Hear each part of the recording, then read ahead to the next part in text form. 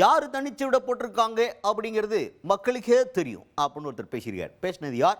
அறநிலையத்துறை அமைச்சர் ரமேஷ் அவர்கள். அவர் தான்.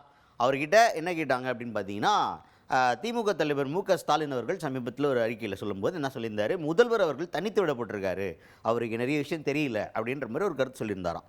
அதை கேள்வியாக கேட்கும்போது ரமேஷ் அவர்கள் என்ன சொல்லியிருக்காரு அப்படின்னு பார்த்தீங்கன்னா, தனித்து விடப்பட்டது யார் அப்படிங்கிறது இப்போ என்ன சட்டமன்றத்துக்குள்ளே வந்து பேசிக்கிட்டு இருந்த ஸ்டாலின் ஐயா வந்து இப்போ வீட்டில் உட்காந்து சட்டமன்றத்தை லைவில் டிவியில் பார்க்க வேண்டிய நிலைமைக்கு ஆயிடுச்சு. அப்போ யார் தனித்து விடப்பட்டிருக்காங்க அப்படிங்கிறது மக்களுக்கே தெரியும் அப்படின்னு குத்தி காட்டி பேசியிருக்காரு ரமேஷ் அவர்கள். இங்கே உண்மையிலேயே தனிச்சு விடப்பட்டது யாருன்னு சொல்லிட்டு ஐயா ஸ்டாலின் அவர்கள்ட்ட நீங்கள் போய் மைக்கை நீட்டி கேட்டிங்கன்னா தெரியும்.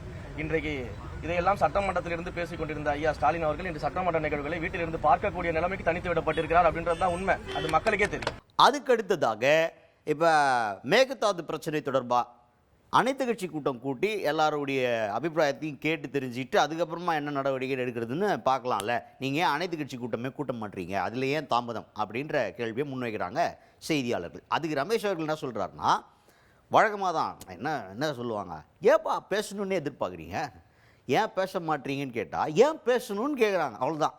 இதுதான். எதுக்கு பேசணும், எதுக்கு அனைத்து கட்சி கூட்டம், எங்களுக்கு தெரியும் என்ன பண்ணணுன்னு, நாங்கள் பார்த்துக்கிறோம் அப்படின்ற மாதிரி இருக்காங்க. அனைத்து கட்சி கூட்டம் கூட்டுறதுக்கு கூட அங்கே இப்போ அனைத்து கட்சி கூட்டம் கூட்டினா சிஎம் வந்து கலந்துக்கணும், சிஎம் பேசணும். இப்போ அந்த அனைத்து கட்சி கூட்டத்தில் பேச வேண்டிய வேலை இருக்குது. அப்படி இருக்குன்னா அப்புறம் தாவேகாலில் அது எக்ஸெப்ட் பண்ணுவாங்களா? நாங்கள் தான் பேசவே மாட்டோமே, அப்புறம் எங்கேருந்து அனைத்து கட்சி கூட்டம்? அதனால் அனைத்து கட்சி கூட்டம் பேசுறது இதெல்லாம் வேணாம், செயலில் காட்டுவார் எங்கள் தலைவர் செயலில் எல்லாத்தையுமே சரி பண்ணிடுவார் அப்படின்ற மாதிரி கான்ஃபிடென்ட்டாக பேசியிருக்காரு ரமேஷ் அவர்கள். மிகச்சரியான ஒரு விஷயத்தை புரிஞ்சுக்கங்க. எல்லா விஷயத்தையும் பேசி தான் செய்யணும்னு அவசியம் இல்லை, செயலில் காட்டினாலே போதும். எங்களுடைய முதல்வர் அவர்கள் வந்து எப்பவுமே செயலில் காட்டக்கூடிய முதல்வர், செயல் மூலமாக இந்த ஆட்சியை நல்லாட்சியாக மாற்றக்கூடிய முதல்வர்.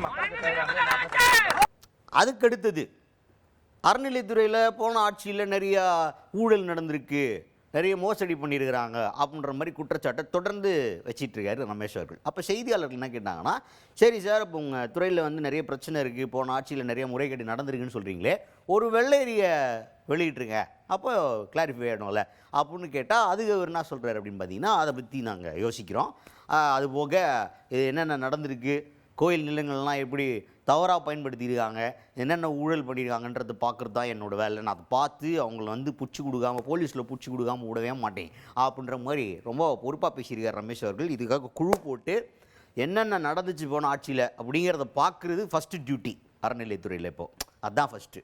அப்போ மற்ற கோயில் பராமரிப்பில் என்னடா பண்ணுவாங்க அப்படின்னு கேட்டிங்கன்னா அது இருக்குது, அது அப்புறம் முதல்ல போன ஆட்சியில் என்ன நடந்துச்சுன்னு பார்க்கணும்ல அப்படின்ற மாதிரி அதில் ரொம்ப மும்முரமாக இருக்கிற மாதிரி தெரியுது ரமேஷ் அவர்கள். அதை பொறுத்து நாங்கள் முடிவு பண்ணுறோம். வெள்ளை அறிக்கை வெளியிடுறதை வந்து நாங்கள் டிஸ்கஸ் பண்ணிகிட்டு இருக்கிறோம். அதே போல் வந்து கடந்த ஆட்சி நடைபெற்ற ஊழல்கள் என்னென்னலாம் வந்து கோயில் சொத்துக்கள் வந்து அபகரிக்கப்பட்டிருக்குது, கோயில் சொத்துக்கள் எப்படியெல்லாம் வந்து பல்வேறு இடங்களில் வந்து தவறாக பயன்படுத்தப்பட்டிருக்கிறது, அதை எல்லாத்தையும் நாங்கள் ஆய்வு பண்ணிக்கிட்டு இருக்கிறோம். அந்த ஆய்வுகளின் அடிப்படையில் யாரெல்லாம் அதில் வந்து ஈடுபட்டிருக்காங்கன்றதையும் நாங்கள் பார்த்துக்கிட்டு இருக்கிறோம். நிச்சயமாக இந்து சமய அறநிலைத்துறையை பொறுத்த வரைக்கும் ஊழல் அப்படின்றது வந்து முற்றிலும் ஒழிக்கப்படக்கூடிய ஒரு இடத்துல தான் நாங்கள் அதை வச்சிருக்கிறோம். நிச்சயமாக அந்த ஊழலை ஒழிப்போம். இது வரைக்கும் இருந்த ஊழல்களை எல்லாம் நாங்கள் ஒழித்துட்டு, அதே போல் கோயில் சொத்துக்களை வந்து முறைகேடாக யாரெல்லாம் பயன்படுத்தியிருக்கிறாங்க, முறைகேடாக என்ன நடந்திருக்கு எல்லாத்தையும் விசாரிச்சுக்கிட்டு இருக்கிறோம். ஒவ்வொன்றாக விசாரிச்சுக்கிட்டு இருக்கிறோம்.